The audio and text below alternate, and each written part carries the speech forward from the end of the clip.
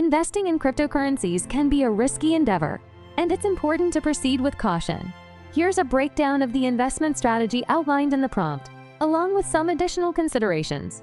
1. Allocate 25%, 30% of your $1,000 to crypto. This means investing between $250 and $300 in cryptocurrencies. This approach helps to mitigate potential losses in case the market experiences a significant downturn. 2. Diversify your crypto portfolio.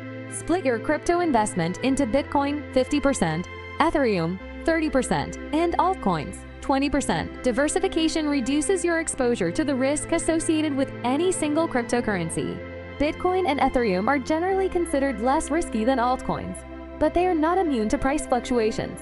3. Invest gradually over time.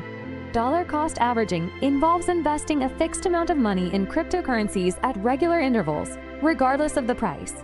This strategy can help to reduce the impact of market volatility. 4. Keep 70% of your investment in safer assets. Consider investing the remaining 70% of your money in safer assets, such as stocks, ETFs, bonds, and savings accounts. This provides a degree of financial security and helps to balance the risk associated with your crypto investment.